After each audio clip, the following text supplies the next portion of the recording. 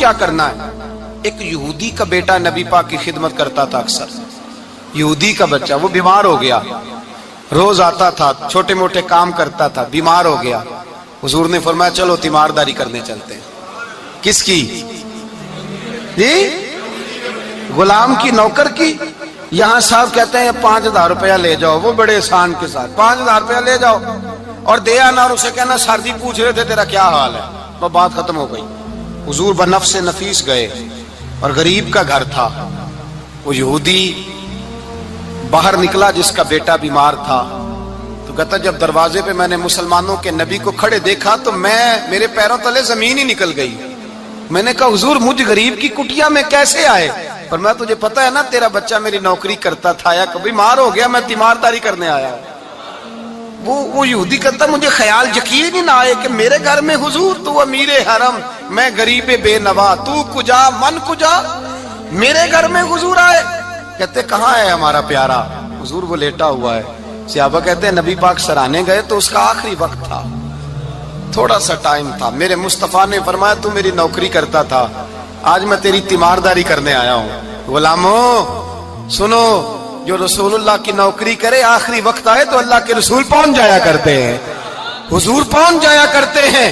نجم کی ہے خدا آرزو ہے یہی, عاشق زار کی آبرو ہے یہی, موت کے وقت سر ان کے قدموں میں ہو, دید ہوتی رہے دم نکلتا رہے. حضور پہنچ جاتے ہیں. نبی پاک تشریف لائے, بیٹھے سرانے.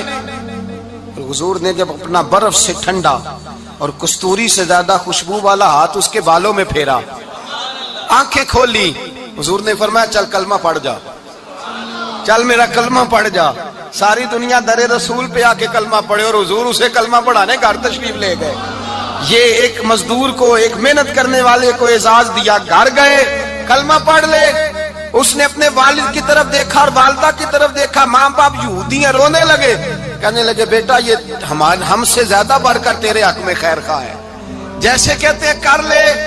اس نے کلمہ پڑھا اور حضور کی گود میں لوٹ پوٹ ہونے لگا. کلمہ پڑھا, روح پرواز کر گئی. شارحین کہتے ہیں جب نبی پاک وہاں سے نکلے تو حضور نے فرمایا اٹھاؤ اس کی میت کو. ماں باپ کہنے لگے کہاں لے جانا ہے؟ فرمایا ہم اپنے طریقے کے مطابق غسل کفن کریں گے, اس لیے کہ جو کلمہ پڑھ جائے پھر وہ میرا ہو جایا کرتا ہے, میرا ہو جایا کرتا ہے. بھائی یاد رکھیں, مزدور کو حضرت ربیہ بن کعب فرماتے ہیں میں حضور کو وضو کراتا تھا, رات کا وضو میری ذمہ داری تھی, صرف ایک وضو رات کا. ہمارے ہاں تو 25 سال مزدور مزدوری کر کے چلا جاتا ہے, پر وہ مزدور ہی رہتا ہے, وہ مزدور ہے, اس کا کوئی اعزاز نہیں, کوئی. اس کے لیے وہ کہتے ہیں اب بابا جی آپ کو کھانسی زیادہ آتی ہے, اپنے بیٹے کو لگا دیں, کسی اور کی ڈیوٹی لگا دیں, اب آپ کام نہیں کر سکتے. 25 سال نوکری کی, ملا کیا؟ حضرت ربیہ کہتے ہیں میں وضو کراتا تھا رات کا. میرے نبی پاک نے فرمایا شادی کیوں نہیں کرتا؟ تو میں نے کہا یا رسول اللہ نہ میرے پاس حسن ہے, نہ پیسے ہیں, نہ کوئی کاروبار ہے, مجھے کون رشتہ دے گا؟ میرا روپ بھی نہیں تے میرا رنگ بھی نہیں, میں نے یار مناؤن دا ٹانگ بھی نہیں, کون مجھے رشتہ دے گا؟ کہتے ہیں حضور خاموش ہو گئے. دوسرا دن آیا تو میں وضو کرانے پہنچا تو نبی پاک نے فرمایا شادی کیوں نہیں کرتا؟ کہتے ہیں میں نے کہا حضور کون رشتہ دے گا؟ وہی 3 باتیں دہرائیں, نہ پیسے ہیں, نہ حسن ہے, نہ کوئی کاروبار ہے, نہ مکان ہے. فرمایا حضور نے تیسرے دن پھر کہا. جب دوسرا دن ہوا نا تو حضور نے کہا, حضور خاموش ہوئے میرے جواب پر. میں نے کہا یار کتنا بیوقوف ہوں, حضور روز پوچھتے ہیں اور میں جواب ہی نہیں دیتا. کہتے ہیں تیسرے دن میں نے ارادہ کیا آج نبی پاک پوچھیں گے تو میں کہوں گا حضور جیسے دل کرتا ویسے ہی کرا دیں. کہتے ہیں تیسرے دن میں گیا, سارا وضو کرا لیا, پر نبی پاک نے پوچھا ہی نہیں. میں ارادہ کر کے گیا تھا کہ آج پوچھیں گے تو بتا دوں گا, حضور نے پوچھا ہی نہیں. فرماتے ہیں وضو مکمل ہو گیا, میں دروازے تک چلا گیا تو مصطفیٰ نے آواز دی. فرمایا واپس پلٹ نہ, میں پلٹا تو حضور نے فرمایا تو شادی کیوں نہیں کرتا؟ کہتے ہیں میں کھل کے مسکرایا. میں نے کہا محبوب تیرے کرم پہ قربان جاؤں, کیا انداز محبت ہے, حضور مہربانی کریں کرا دیں. فرمایا فلاں سردار کے پاس جا, ایک وضو کراتے ہیں, اور اعزاز حضور نے کتنا دیا, جا سردار کے پاس اور اسے جا کے کہہ کہ اللہ کے رسول فرماتے اپنی بیٹی کا نکاح تیرے ساتھ کر دے. فرماتے میں گیا, ماں باپ کو بڑی فکر ہوتی ہے بیٹیوں کی. وہ کہنے لگا میں شام کو خود نبی پاک کی بارگاہ میں آؤں گا کہ کہتے میں باہر نکلنے لگا تو وہ بچی پردے کی اوٹ سے بولی, کہنے لگی غلام ٹھہر جا, ابا جی آپ کو میری فکر ہے, اماں جی میری فکر ہے, میری فکر نہ کریں اور یہ نہ دیکھیں آیا کون ہے, یہ دیکھیں بھیجا کس نے ہے. آپ مجھے حوالے کریں نبی پاک کے, حضور کے حوالے کریں, اللہ رسول مجھے کبھی ضائع نہیں کریں گے. حضرت ربیہ کہتے ہیں حضور نے میری شادی کا بندوبست کیا. حضرت بریدہ اسلمی سے کہا کہ تو اس کے لیے کھجور کی گٹھلی کے برابر سونا لا. حضرت حارثہ بن نعمان سے کہا تو اس کے لیے ایک کمرے کا حجرے کا بندوبست کر. حضرت عثمان غنی سے کہا تو نے ولیمہ کرانا اس کا. فرمایا میں تو تھوڑی نوکری کرتا تھا, مصطفیٰ نے ساری زندگی کا ہی بندوبست فرما دیا. یہ مزدور کے ساتھ حضور کا انداز ہے. پہلے میں نے شروع میں کہا کہ مزدور اس بات کو سمجھتا ہی نہیں کہ اس کا مقام کتنا, وہ اس بات کو جانتا ہی نہیں اللہ نے اسے اعزاز کتنا دیا ہے. ملت کا جوان سب سے پہلے تو کبھی کسی کی جیب کی طرف نہ دیکھے. اور یہ بات یاد رکھ لیں, درجنوں بزرگوں کے ارشادات کی روشنی میں ایک موٹی بات بیان کر رہا ہوں, توجہ ہے میری بات پر. جس کی توجہ دوسروں کی جیب پہ ہوتی ہے وہ رسوا ہو جاتا ہے. کاہل لوگ جو زندگی میں صرف ہاتھ پھیلانے کے عادی ہوتے ہیں, ان کے دامن میں سوائے رسوائی کے کچھ نہیں آتا, ان کے حصے میں سوائے بدنامی کے کچھ نہیں آتا. اور جو اپنی بازو کی قوت کے زور پر, اقبال کہتے ہیں اپنی دنیا آپ پیدا کر اگر زندوں میں ہے, سر آدم ہے ضمیر کن فکاں ہے زندگی. اپنے لیے خود جینا سیکھیں, ملت کے لیے کچھ کرنا سیکھیں.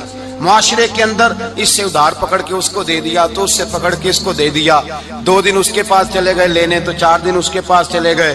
کبھی کو دوست باہر سے آ گیا تو اس کے پیچھے بھاگنے لگے, چاپلوسی کرنے لگے, 2-4 جوڑوں کی خاطر, ایک موبائل کی خاطر. چھوڑیں اس دھندے سے باہر آئیں. میں نے کہا ایک پیشہ برا ہے, ایک پیشہ, اور وہ ہے ہاتھ پھیلانا, باقی کوئی پیشہ برا نہیں. 18 گھنٹے مزدوری کرو, نکلو باہر نکلو, میدان میں آؤ, جدوجہد کرو, مزدوری کرو جب تیرا ہاتھ مزدوری تک جائے. اور یاد رکھو رزق حلال کھانا ہے اور رزق حلال ہی کھلانا ہے.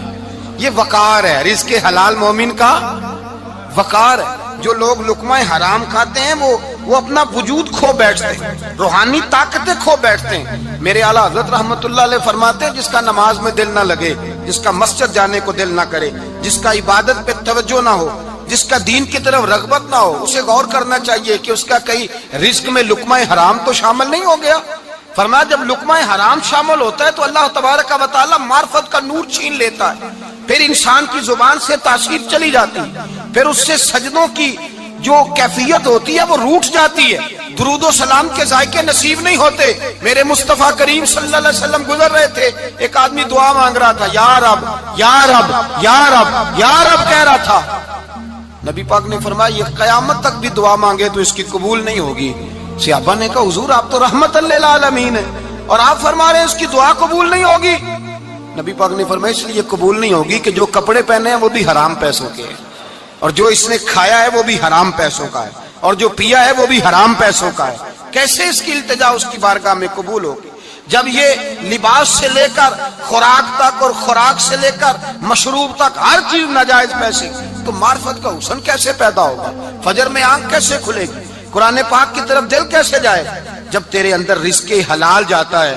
حضرت بایزید بستامی فرماتے ہیں تو محنت کر کے حلال کی روٹی کھا, وہ تیرے وجود کے اندر جا کے نور بن جائے گی, اور ایسا نور بنے گی کہ وہ روٹی تجھے صبح خود جگا کے بیدار کرا کے اللہ کی بارگاہ میں جھکا دے گی. رزق حلال کھائیں, محنت کریں, جدوجہد کریں. حاتم طائی بہت بڑا سخی تھا. کسی شخص نے ایک دن حاتم طائی سے پوچھا کہ تو نے کبھی اپنے سے بھی بڑا سخی دیکھا ہے؟ کہنے لگا ہاں میں نے اپنے شہر کا ایک بابا دیکھا تو مجھ سے بھی زیادہ سخی ہے, مجھ سے بھی زیادہ سخی, مجھ سے بھی زیادہ تھا, تجھ سے زیادہ. کہنے لگے میں نے سارے شہر کی دعوت پکائی, چھوٹے بڑے امیر غریب سارے آئے, دعوت پکائی سارے شہر کی, سب لوگ آئے, ہر آدمی کو میں نے بلایا, علماء کو, ادیبوں کو, شاعروں کو, تاجروں کو, صنعت کاروں کو, سب کو دعوت دی. میں نے سوچا کہ ذرا دیکھوں تو صحیح پلٹ کے کوئی رہ تو نہیں گیا جو آیا نہ ہو. چہرے پہ میں نے نقاب ڈالا اور میں باہر نکلا. ایک ضعیف بزرگ لکڑ آ رہا, جنگل میں لکڑیاں کاٹ رہا ہے. میں اس کے پاس گیا تو میں نے کہا بابا تجھے نہیں پتا آج حاتم طائی کی دعوت ہے, تو نہیں گیا؟ کہنے لگا بیٹا مجھے خبر آئی تھی, اطلاع ملی تھی, پر میں نہیں گیا. تو کیوں نہیں گیا؟ کہنے لگے مجھے ہاتھ کی کمائی کر کے کھانے کا چسکا لگ گیا ہے. मजा लग गया है हाथ की कमाई खाने का। अब मुझे दूसरे के दस्तरखान पर जायका नसीब, हमारे मुआशरे का तो अलमिया है, लोगों को लज्जत ही दूसरे के दस्तरखान पे आती, मुफ्त की रोटी का जायका नसीब होता है। मुझे अपने हाथ की कमाई का जायका लग गया है, अब मैं वहां नहीं जाता।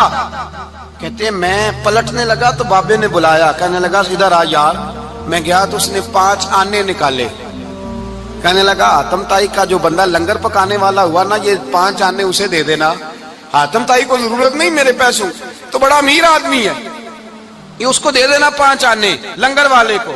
और उसको कहना बड़े बड़े नेक लोग आए हैं दावत में, 5 आने मेरे भी शामिल कर ले, और मेरे हाथ की कमाई चलो मेरी भी रोटी कोई खा लेगा, कोई अच्छा आदमी मेरे हिस्से के मेरे दिए हुए पैसों से लुकमा खा लेगा तो अजर मिल जाएगा। हातम ताई कहते मैंने खींच के निकाब उतारा और बाबे को कहा यार सीने से लग जा, मैं तो मालदार होके सखी हूं, तू गरीब होके बड़ा सखी है, तू गरीब होके बड़ा सखी है, तेरे अंदर इतनी खुददारी इज्जत नफ्स। मेरे भाई जिसका हाथ फैला हुआ है उसका सिमटेगा नहीं, जिसका हाथ फैला हुआ है उसका सिमटेगा नहीं।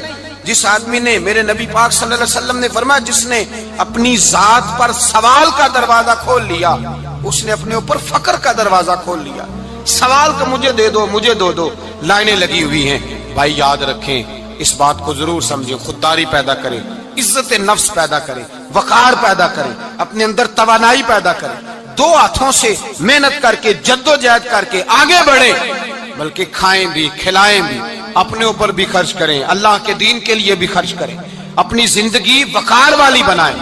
एक वक्त नहीं 18-18 घंटे की मजदूरी करें। मेरे हबीब पाक अलैहिस्सलाम ने फरमाया जो बंदा सवेरे मजदूरी करने गया और शाम को थक के सो गया, अल्लाह उसके सारे गुनाह माफ फरमा देगा। वो थका किस लिए? बोले नफल पढ़ के नहीं थका, तिलावत करके नहीं थका, मजदूरी करके थका। मजदूर को हुजूर ने हुकूक दिए, मजदूर तो बड़ा कीमती है। नबी पाक के ज्यादातर सहाबी काश्तकार थे, ज्यादातर सहाबी हुजूर के काश्तकार थे, खेती बाड़ी करते, मजदूरी करते थे अपने हाथों से। और जितने बाकी भी सहाबा थे मालदार, उस्मान गनी भी अपने हाथों से काम करते, हजरत अली मुर्तजा भी दस्ते मुबारक से काम करते थे, अबू बकर सिद्दीक भी खुद जाते थे बकरियों का दूध धो के लाते। ये हमारे आज के जमाने में मसला हुआ है कि जो अमीर आदमी है वो कोई हाथ ही नहीं हिलाएगा, कुछ नहीं करेगा। भाई मेहनत करें, जद्दोजहद करें, अपने अंदर ये जज्बा पैदा करें कि आज के बाद लेना नहीं देना है इंशाअल्लाह ताला। और नौजवान बिलखुसूस उतारें ये गफलत का पर्दा, ये गफलत है। अपनी दुनिया आप पैदा कर अगर जिंदों में है, सिर आदम है जमीर कुन